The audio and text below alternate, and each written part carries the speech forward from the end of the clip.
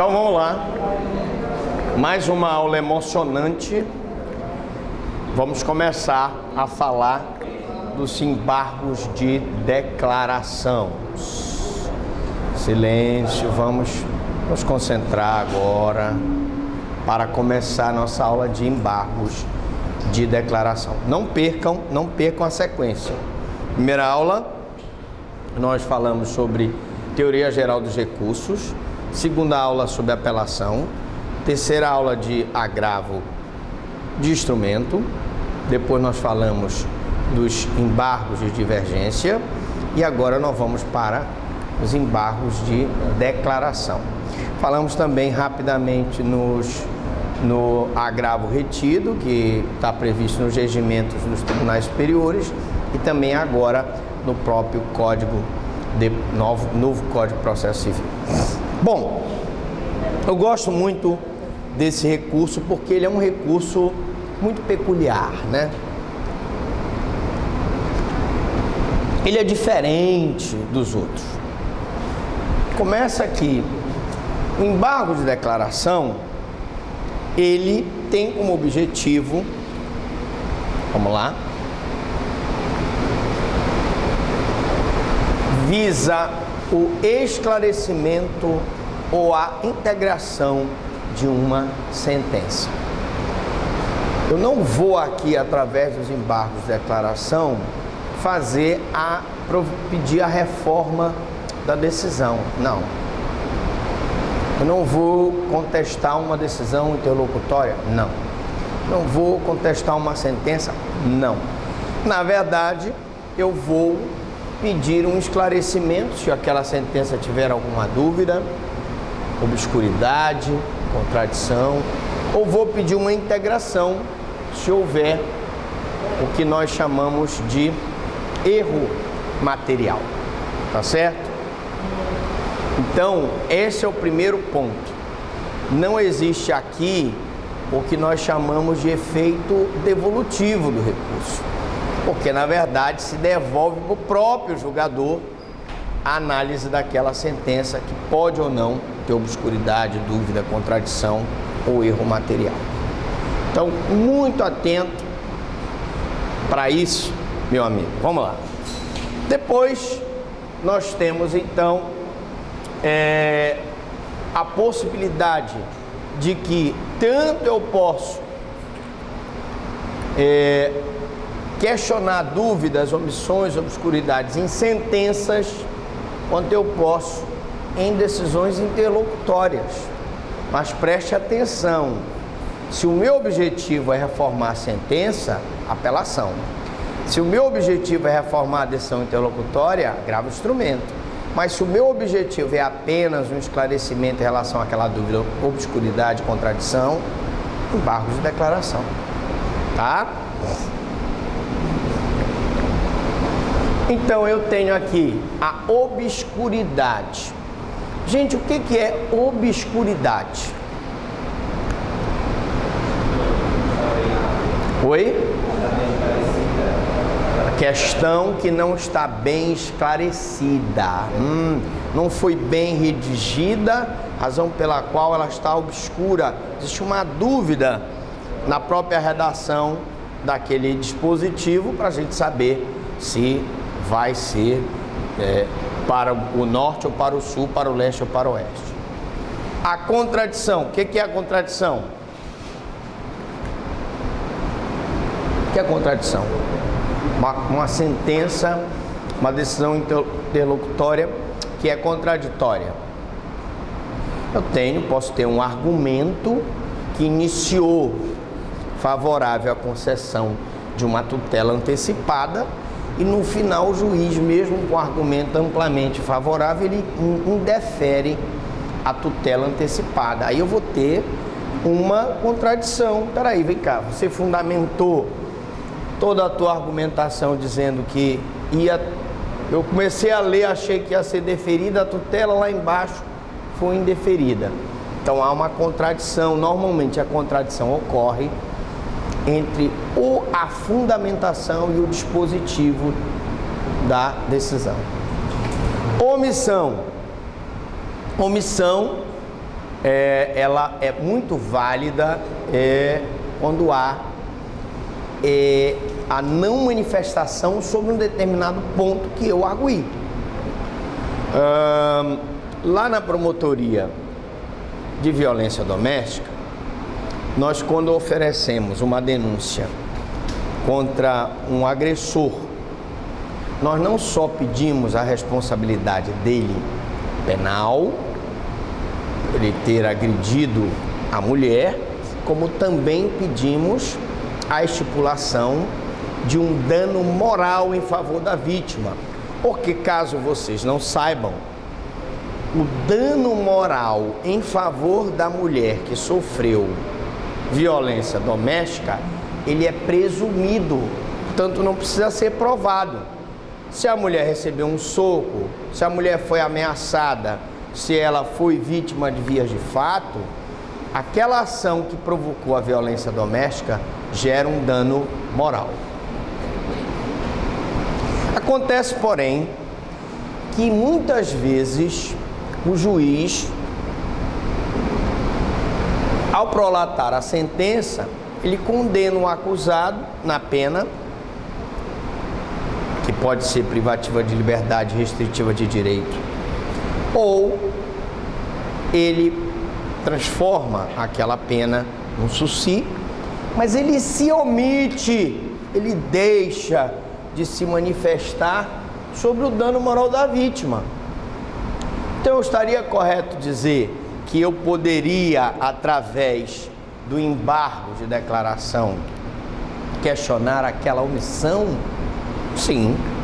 Se você pede lucro cessante, dano emergente, correção monetária, e ele na sentença esquece de se manifestar sobre a correção monetária, embargo de declaração.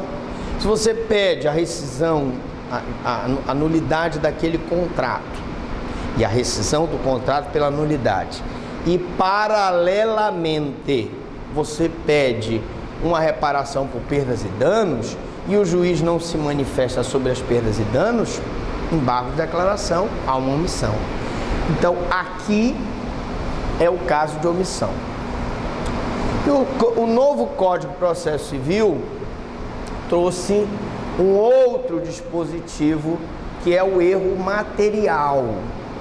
O erro material, gente, é muito comum. O nome errado do autor, o nome errado do réu, o número errado do processo, dispositivos citados de forma equivocada. Pode acontecer, não pode? Ah, eu vou deixar do jeito que está? Não, não deixa do jeito que está, porque principalmente se for o nome das partes, pode ter um homônimo ali, isso vai te dar problemas. Então tu tens que mandar corrigir o erro material da decisão, seja sentença ou seja acórdão. E isso é feito através dos embargos de declaração. Bom, o prazo. Aí nós já aprendemos, né? No novo Código de Processo Civil, todos os recursos têm o prazo de 15 dias úteis para interposição, com exceção dos embargos. Os embargos serão opostos no prazo de 5 dias. Então veja que até nisso o embargo de declaração especial, ele só é interposto no prazo de 5 dias, diferente dos outros. E veja que em petição dirigida ao próprio juiz que prolatou a decisão, com indicação do erro, obscuridade, contradição ou erro material que o juiz cometeu. E claro que ele não se sujeita ao reparo.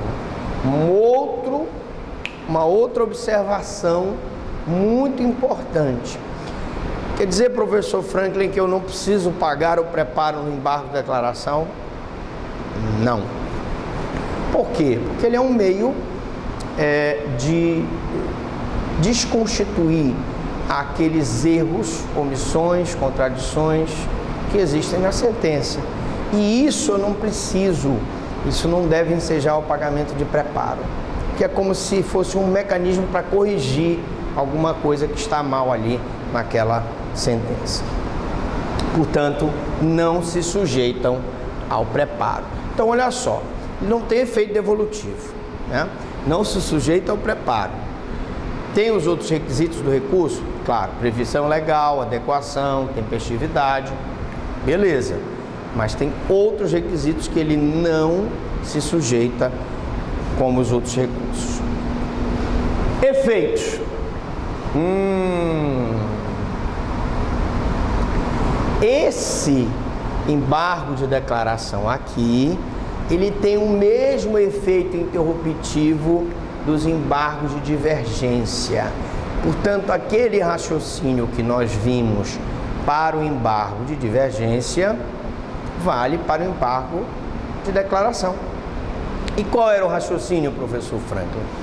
Se eu tenho um recurso em que a decisão foi prolatada em 1º de janeiro e eu entro com embargo de declaração dia 5 de janeiro para corrigir aquela obscuridade, dúvida, omissão daquela decisão, e o próximo recurso, do próximo recurso cabível, eu tenho que tirar esses dias que eu já usei para os embargos e, portanto, eu não posso zerar o prazo recursal. Ou seja, se eu usei 5 dias para os embargos de declaração e eu sei que os outros recursos são interpostos em 15 dias, se eu já usei 5, quantos dias eu tenho para interpor os outros recursos? 10. Esse é o efeito interruptivo do embargo de declaração, ok? Cuidado. 1 minuto da sua atenção numa prova de concurso pode ser fatal. Outra questão. Os efeitos integrativo, aclaratório, modificativo ou infringencial. Agora pegou. O senhor sabe, meu amigo, você que está aí apontando dedo com dedo aí, pensativo, o que significa o efeito infringencial dos embargos de declaração. Imagine uma prova assim, procurador do Tribunal de Contas do município, uma vaga, 10 mil pessoas fazendo para uma vaga. O cara diz assim, a perguntinha simples, disserte sobre o efeito infringencial dos embargos de declaração. Que isso? Alguém sabe?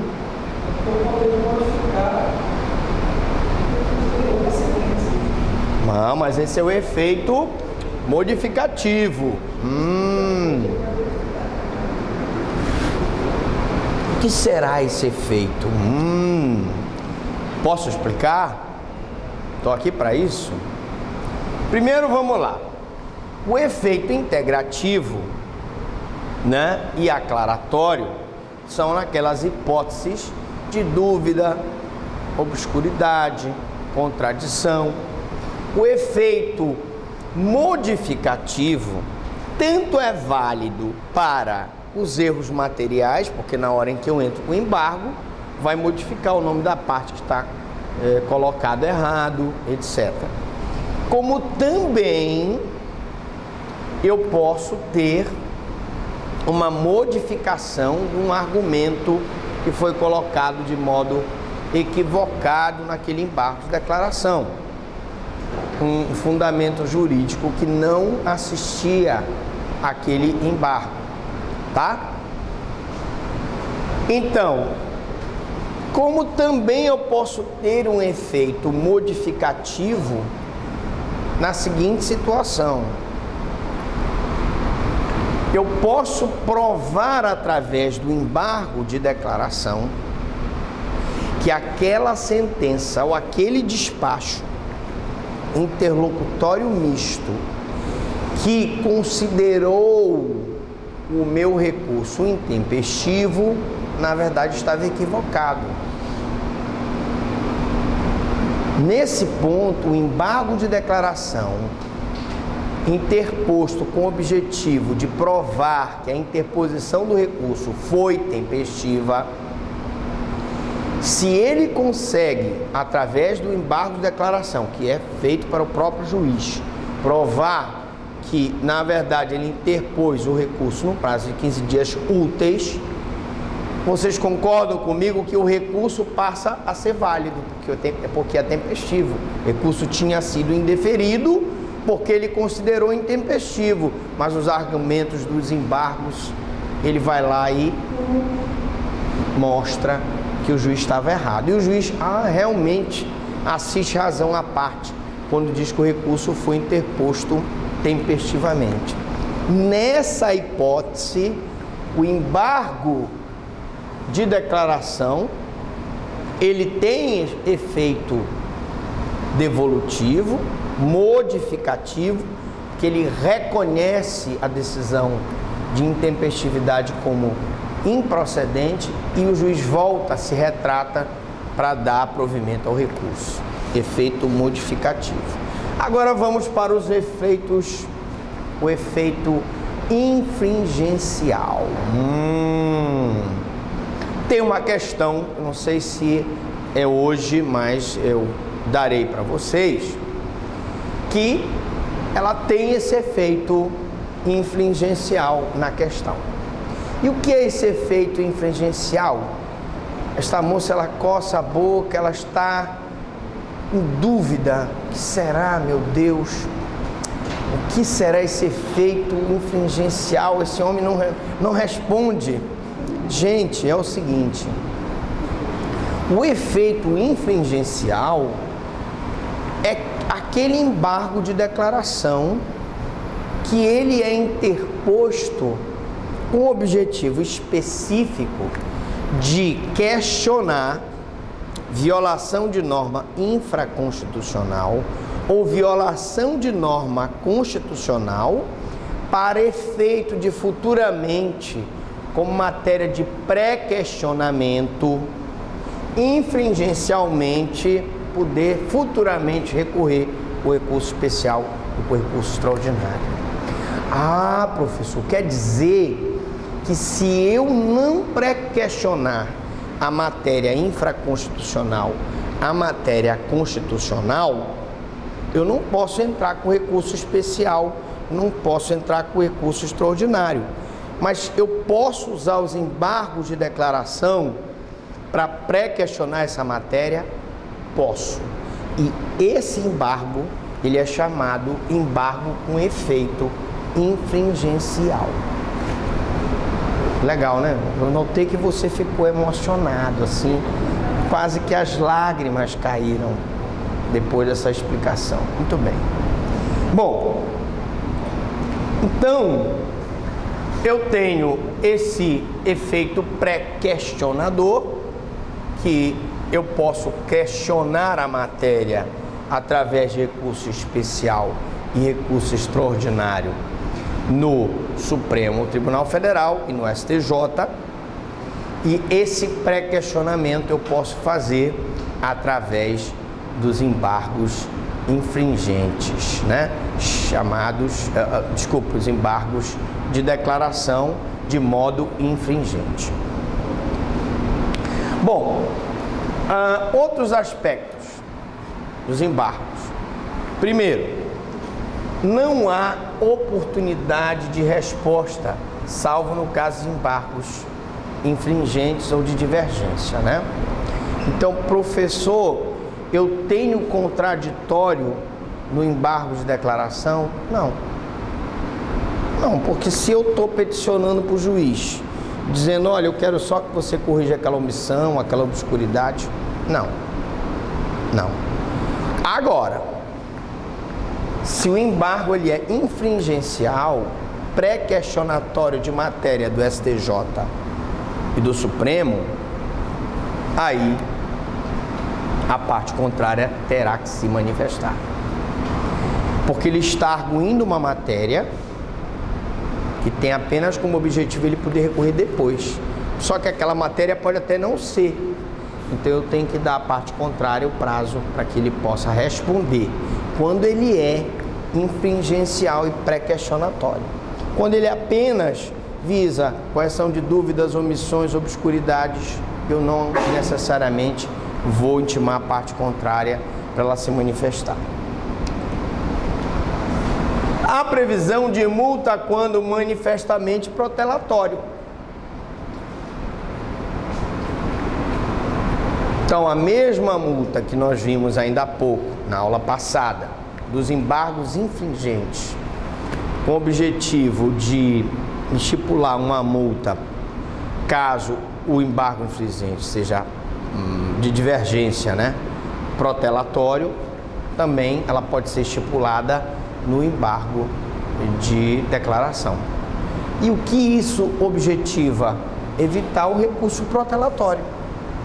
Você só vai embargar mesmo se tiver fundamento jurídico do teu pedido.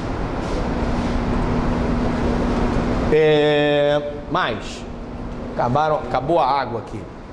Se o tribunal ignora um precedente obrigatório, cabe embargo de declaração. Não vou nem falar em súmula vinculante. Se o tribunal ignorar uma súmula vinculante, embargo de declaração. Se ele ignorar um precedente obrigatório, cabe embargo de declaração, porque aí existe uma contradição entre a decisão e o precedente.